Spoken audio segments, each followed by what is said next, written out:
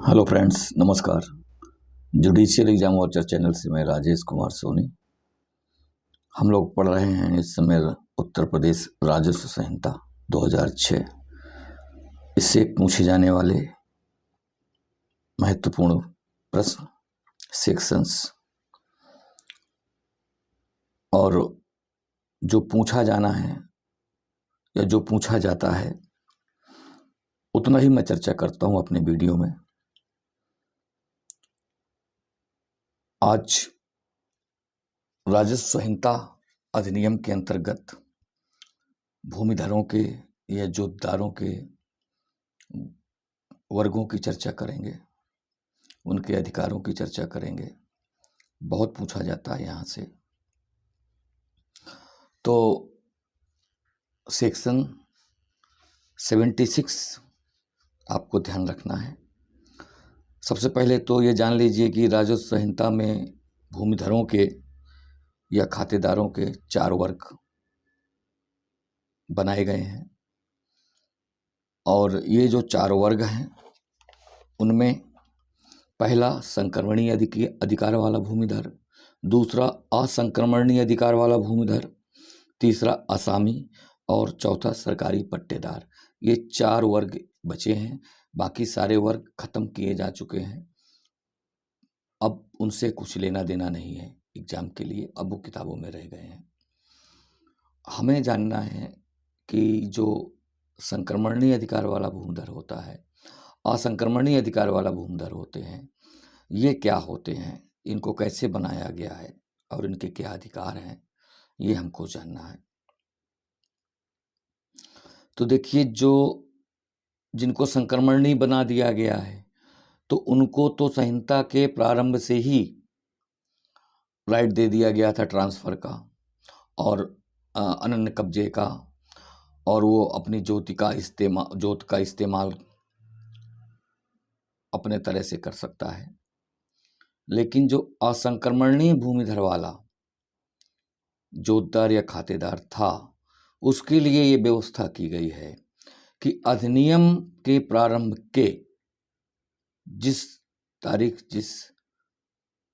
दिन से ये अधिनियम प्रारंभ हुआ है, ये संहिता प्रारंभ हुई है, इस संहिता के प्रारंभ के पूर्व के 5 वर्ष या उससे अधिक अवधि तक का वो अगर असंक्रमणीय अधिकार वाला भूमिधर रहा है तो उसे संक्रमणीय अधिकार वाला भूमिधर बना दिया गया। लेकिन अगर इससे कम अवधि रही है तो संहिता के प्रारंभ की तारीख से 10 वर्ष बाद, 10 वर्ष की समाप्ति पर वह संक्रमणीय अधिकार वाला भूमिधर बन जाएगा। ये व्यवस्था की गई है 76 में। सेक्शन 76 का क्लास 1, क्लास 2 आपको देखना पड़ेगा, उसमें ये बात कही गई है। संक्रमणीय अधिकार वाला भूमिधर के पास भूमि के ट्रांसफर के राइट्स नहीं होते और वह अपनी भूमि का प्रयोग कृषि प्रयोजन हेतु और कब्जा बनाए रख सकता है। कब्जा बनाए रख सकता है, कब्जे में रहेगा वो पूरी तरह से, और कृषि प्रयोजनों के लिए अपनी भूमि का इस्तेमाल करता रहेगा जब तक वो असंक्रमणीय अधिकार वाला भूमिधर होगा। इसको ये 5 वर्ष और 10 वर्ष का जो मामला है, इसको आप सरल भाषा में ही समझ लीजिए। संहिता के प्रारंभ के पूर्व के 5 वर्ष तक यह रहा है या उससे अधिक अवधि तक रहा है, तब तो इसे संक्रमणीय बना दिया जाएगा। यदि नहीं रहा है तो संहिता के प्रारंभ के 10 वर्ष समाप्ति के बाद ऐसे जोतदार खातेदार संक्रमणीय अधिकार वाले खातेदार बन जाएंगे, हो जाएंगे। ये सेक्शन 76 क्लास 1 क्लास 2 है। अब सेक्शन 77 को देख लीजिए। तो सेक्शन 77 में सिर्फ इतना बताया गया है, उन भूमियों का वर्णन किया गया है, उन भूमियों का उल्लेख किया गया है जिनमें कोई भी भूमिधर अधिकार अर्जित नहीं कर सकता। तो 77 को आप याद रखना है, इसमें उन भूमियों का वर्णन है जिसमें कोई भी खातेदार, कोई भी जोतदार, भूमिधर अधिकार अर्जित नहीं कर सकता उन भूमियों पर। और एक छोटा सा क्वेश्चन बन सकता है सेक्शन 78 से कि आसामी के कितने प्रकार होते हैं। तो सेक्शन 78 में आसामी के 2 प्रकार बताए गए हैं। इतना ही आपको याद रखना है, इससे ज़्यादा इससे पूछा ही नहीं जाता है। अब सेक्शन 79 को देख लेना है। उसमें सिर्फ यही कहा गया है कि जो असंक्रमणीय अधिकार वाला भूमिधर होता है वो इस संहिता के उपबंधों के अधीन रहेगा। तो कानून के अधीन तो रहना ही है। तो अधीन रहने का मतलब ये है कि ऐसे भूमिधर को समस्त भूमि पर कब्जे का अधिकार होगा और कृषि से संबंधित किसी भी प्रयोजन के लिए उस भूमि का प्रयोग कर सकता है। तो 77 में असंक्रमणीय अधिकार वाले भूमिधर के अधिकार को बताया गया है कि भूमि पर उसका कितना अधिकार रहेगा, भूमि का किस हद तक वो प्रयोग कर सकता है। 79 में याद रखने का है, असंक्रमणीय अधिकार वाले भूमिधर का अधिकार बताया गया है उसमें। और एक महत्वपूर्ण क्वेश्चन फिर से कि सन 2019 में इस संहिता में 2006 की जो राजस्व संहिता है इसमें संशोधन किया गया है। धारा 108 और 110 में, धारा 108 और 110 में पुत्र शब्द आया हुआ है, तो इसमें पुत्र के आगे और अविवाहित पुत्री जोड़ा गया है। बस इतना इसमें संशोधन धारा 108 और 110 में किया गया है, 2019 में किया गया है। तो ये आपको याद रखना है संशोधन। इसके बाद हम धारा 80 पढ़ेंगे। धारा 80 घोषणा से संबंधित है। अगर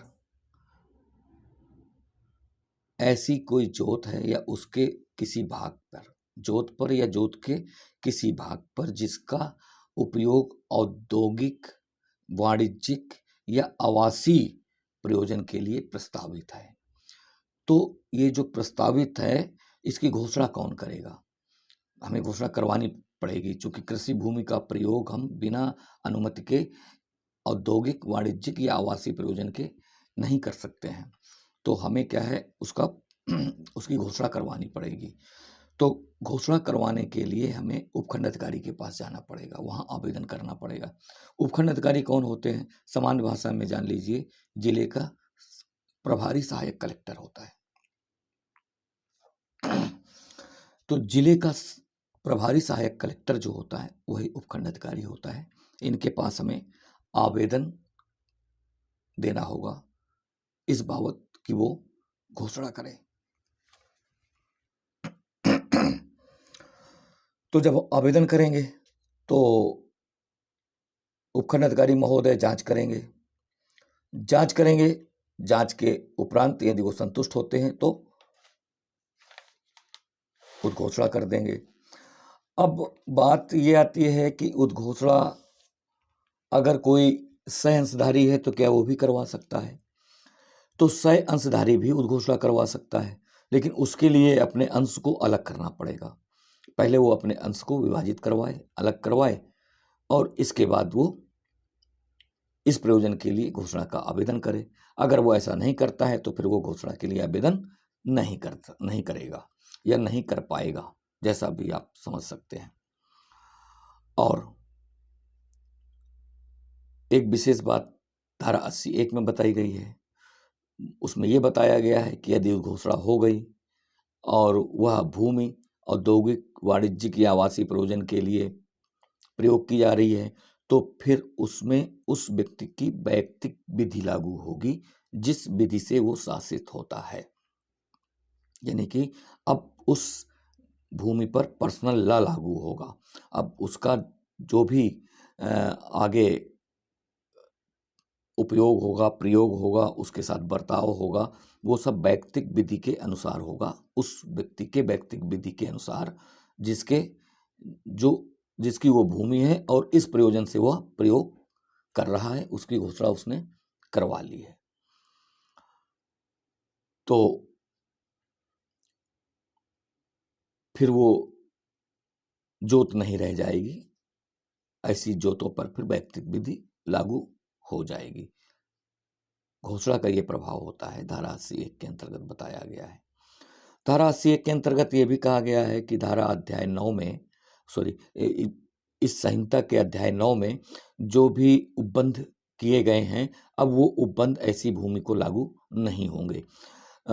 धारा अध्याय 9 में संक्रमणीय अधिकार वाले भूमिधरों के संबंध में प्रावधान किया गया है। तो जो भी वो उपबंध हैं इस संबंध में, वो अब इस भूमि को लागू नहीं होंगे। अध्याय 11 में भी कुछ उपबंध बताए गए हैं, तो उस पर वो नियम भी लागू नहीं होंगे। अध्याय 11 में ये कहा गया है कि अब उसमें आगामी जो कृषि वर्ष आ रहा है, उस हिसाब से अब उसमें भू राजस्व भी लागू नहीं होगा, उसको भू राजस्व भी भुगतान नहीं करना पड़ेगा, क्योंकि फिर वो कृषि प्रयोजन के लिए तो है नहीं, तो भू राजस्व बनता नहीं है, अब उसका प्रयोजन ही बदल गया है, तो इस वजह से ऐसा भी संभव नहीं होगा। तो इस तरह से धारा 80(1) में उद्घोषणा के प्रभाव बताए गए हैं। तो पहला प्रभाव तो यही है कि अब वो वैयक्तिक विधि से शासित होगी भूमि। दूसरा, अध्याय 9 के उपबंध लागू नहीं होंगे। तीसरा, अध्याय 11 के भी उपबंध लागू नहीं होंगे। धारा 11 में भू राजस्व के संबंध में बताया गया है, तो भू राजस्व से मुक्त हो जाएगी। अध्याय 9 में संक्रमणीय अधिकार वाले भूमिधर के लिए जो उपबंध किए गए हैं, अब वो लागू नहीं होंगे, चूंकि वो भूमिधर रह ही नहीं गया। तो इस तरह से जो भी खातेदारों के जोतदारों के 4 वर्ग हैं, उनमें से हमने जो विशेष बातें थीं संक्रमणीय अधिकार वाले और असंक्रमणीय अधिकार वाले भूमिधर के संबंध में, वो हमने शुरुआत की है अभी, और छोटे छोटे वीडियो के माध्यम से हम ये सारी चीज़ें जो भी इनके संबंध में महत्वपूर्ण हैं, परीक्षा उपयोगी हैं, खास तौर से परीक्षा उपयोगी हैं, चूँकि मैं किताब को किताब में ही रहने देना चाहता हूँ, और किताब के अंदर जो आपके लिए परीक्षा उपयोगी है, आपके करियर के लिए उपयोगी है, आपके परीक्षा को क्वालिफाई करने के लिए उपयोगी है, उतना ही मटेरियल मैं निकाल के छोटे छोटे वीडियो के माध्यम से आपको दे रहा हूँ। तो मेरा वीडियो कैसा लगता है आप कमेंट कर दिया करिए, लाइक भी कर दिया करिए, और अगर अच्छा लगता है तो मेरे चैनल को आप सब्सक्राइब कर सकते हैं। मैं नोटिफिकेशन आपके पास पहुंचेगा, समय से पहुंचेगा, आप तारतम्यता में रहेंगे, हमारे साथ जुड़े रहेंगे, तो पढ़ाई होती रहेगी, तैयारी होती रहेगी।